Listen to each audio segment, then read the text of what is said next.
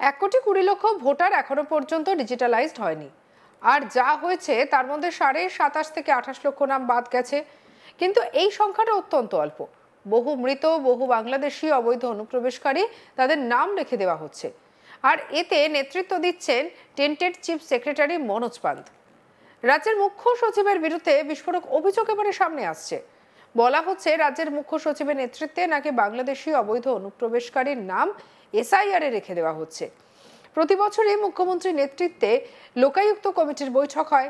নিয়ম অনুযায়ী কমিটির অন্যান্য সদস্যদের মতো বিরোধী দলনেতাকেও সেই বৈঠকে উপস্থিত থাকার কথা জানানো হয়, আমন্ত্রণ করা হয়। কিন্তু গত 4.5 বছরে একবারও এই ধরনের বৈঠকে যোগই দেননি বিরোধী দলনেতা শুভেন্দু অধিকারী। আগামী সোমবার 1 ডিসেম্বর নবান্নে লোকায়ুক্ত কমিটির বৈঠক ডাকা হয়েছে। নবান্নের পক্ষ থেকে শুভেন্দুর অফিসে আনুষ্ঠানিকভাবে চিঠি পাঠানো হয়েছে, বৈঠকের বিষয়টি জানানো হয়েছে। এবারেও নবান্নের বৈঠকে যোগ তিনি দেবেন না। শুক্রবার সাংবাদিকদের জানিয়ে দিলেন বিরোধী দলনেতা শুভেন্দু অধিকারী।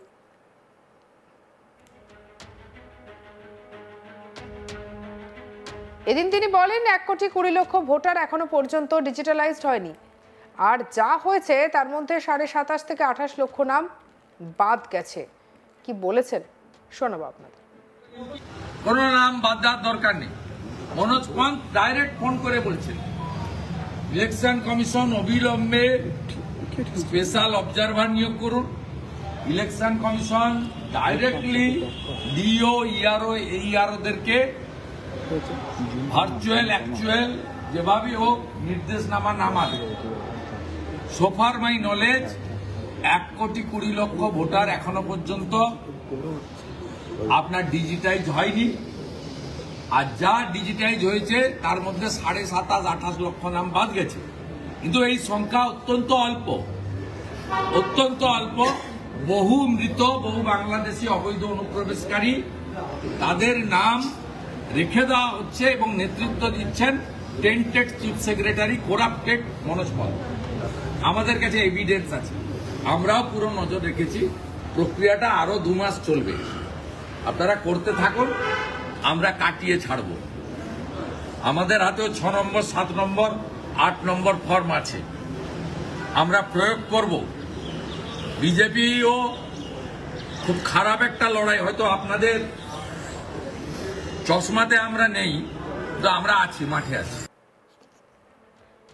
একই সঙ্গে বলেন একদিকে ইলেকশন কমিশনকে মাইকে ধমকাচ্ছেন, এসআইআর এর বিরোধ করছেন, অন্যদিকে 10 জন এমপিকে পাঠিয়ে দিয়েছেন জ্ঞানেশ কুমারের কাছে পা ধরার জন্য। আবার অন্যদিকে মনোজ পান্তকে লাগিয়েছেন ফোন করে করে ইআরও, এইআরওদের, ডিওদেরকে বলছেন সব নাম তুলে দিন, কোনো নাম বাদ দেওয়ার নেই। এদের একই অঙ্গে বহু রূপ, যাত্রা পার্টি ছাড়া সম্ভব নয়। কি বলছেন শুভেন্দু অধিকারী, আর শুনব। দেখুন, এই মিথ্যাটা বেশ কয়েকদিন ধরে চালিয়ে যাচ্ছেন। এই মিথ্যা ওরা চালিয়ে যাবে। একদিকে এসআইআর বিরোধ করছেন, অন্যদিকে এসআইআর এর জন্য জেলায় জেলায় মন্ত্রী সাংসদদের পাঠাচ্ছেন, অন্যদিকে ইলেকশন কমিশনকে একদিকে মাইকে ধমকাচ্ছেন, আবার অন্যদিকে 10 জন এমপিকে পাঠাচ্ছেন ইলেকশন কমিশনারের পা ধরার জন্য। অতএব এদের একই অঙ্গে বহুরূপ, এই যাত্রা পার্টি ছাড়া সম্ভব। টেন্ট মেখে যেমন যাত্রা করে, তাই এসআইআর হোনে नहीं दूंगा, পুরা লড়াই হোগা। আপনাদের মনে নেই? তারপর উনার ছোটটা বলেছিলেন না যে পশ্চিমবঙ্গে এসআইআর হবে না, তা 52,000 বিএলএ দিয়েছেন কেন? একদিকে এসআইআর এর বিরোধ করছেন, অন্যদিকে 10 জন এমপিকে পাঠিয়ে দিয়েছেন জ্ঞানেশ কুমারজির কাছে পা ধরার জন্য, অন্যদিকে মনোজ পন্তকে লাগিয়েছেন ফোন করে করে ইআরও, এইআরও, ডিওদেরকে বলছেন সব নাম তুলে দিন, কোনো নাম বাদ দেওয়ার দরকার নেই। শুভেন্দু অধিকারী সরাসরি বলেন পশ্চিমবঙ্গে পূর্ব মেদিনীপুরের 46% ভোট নিয়ে বিজেপি সরকার করবে।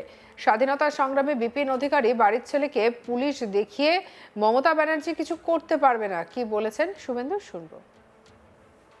আপনারা ইতিহাস জানেন না, 1.5 বছরে 7টা এসপি দিয়েছিলেন বুদ্ধবাবু, সিপিএম এর চাপে। বুদ্ধবাবু লোক ভালো ছিলেন, সিপিএম আলিমুদ্দিনের চাপে ওনাকে দিতে হয়েছিল। কে জি অনিল শ্রীনিবাস, এস পান্ডা, অশোক দত্ত, অশোক বিশ্বাস, বাস্তব বৌদ্ধ, জয়রাম রমেশ, এইরকম 7 জনকে দিয়েছিলেন 15 মাসে। তারপরেও অতীত করে দিয়েছি। 2019 আমি বিজেপিতে জয়েন করিনি, বিজেপি ওই জেলায় পেয়েছিল 37%। আমি জয়েন করার পরে 21-এর ভোটে তৃণমূল পেল 43%, বিজেপি পেল 44%, 7টা এমএলএ জিতল। 24-এর নির্বাচনে বিজেপি পেল 46%, 2টো এমপি জিতল। অভিজিৎ বাবু 80,000-এর কাছাকাছি, সৌমেন্দু 50,000-এর কাছাকাছি। 16টা বিধানসভার মধ্যে 15টাতে লিড। লিখে রাখুন আমার নাম করে, 16টাই পদ্মফুল পাবে। 51% ভোট আমার টার্গেট। 37টা 44 করেছি মাত্র 2 বছরে, 44টাকে 46 করেছি মাত্র 3 বছরে, আর 2 বছরে মানে 24-এর পরে 51% ভোট দিয়ে বিজেপির 16টা সিট জিতাবো। আর পশ্চিমবঙ্গে পূর্ব মেদিনীপুরের পার্সেন্টেজ 46% ভোট নিয়ে বিজেপি সরকার বলছি। এই ওয়েলফেয়ার বিপিন অধিকারীর বাড়ির ছেলেকে, 8 বছরের ব্রিটিশের জেলে থাকা লোকের বাড়ির ছেলেকে পুলিশ দেখিয়ে খালা মমতা কিছু করতে পারে। শুভেন্দু অধিকারী একেবারে চাচা ছোলা আক্রমণ করলেন, একটার পর একটা বিস্ফোরক কথা বললেন। ইতিমধ্যেই আমরা জানি যে এসআইআর ইস্যুকে কেন্দ্র করে গোটা বাংলা কার্যত উত্তপ্ত হয়ে রয়েছে। আবার বিভিন্ন জেলা থেকে বলা যায় বিভিন্ন ধরনের ঘটনা সামনে এসেছে। আবার বাংলাদেশি মুসলিমদের নাম বাদ যাবে সেটাও একেবারে সাফ জানিয়ে দেওয়া হয়েছে। যারা অনুপ্রবেশকারী মুসলিম তাদের নাম বাদ যাবে। 1,20,00,000 ভোটার এখনো পর্যন্ত ডিজিটালাইজড হয়নি। আর যা হয়েছে তার মধ্যে 27.5 থেকে 28 লক্ষ নাম বাদ গেছে, কিন্তু এই সংখ্যাটা অত্যন্ত অল্প। বহু মৃত, বহু বাংলাদেশি অবৈধ অনুপ্রবেশকারী, তাদের নাম রেখে দেওয়া হয়েছে।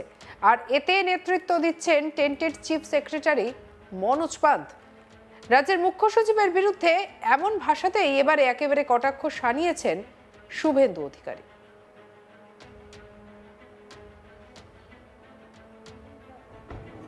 কোন নাম বাদ দেওয়ার দরকার নেই। মনোজ পান্ত ডাইরেক্ট ফোন করে বলছেন ইলেকশন কমিশন অবিলম্বে স্পেশাল অবজারভার নিয়োগ করুন। Election commission directly DO, ERO, এইআরওদেরকে ভার্চুয়াল অ্যাকচুয়াল যেভাবে হোক নির্দেশনামা নামাবে। সঙ্গে রাখুন আজ তাক বাংলার ইউটিউব চ্যানেলকে, লাইক, কমেন্ট, শেয়ার, সাবস্ক্রাইব করতে ভুলবেন না।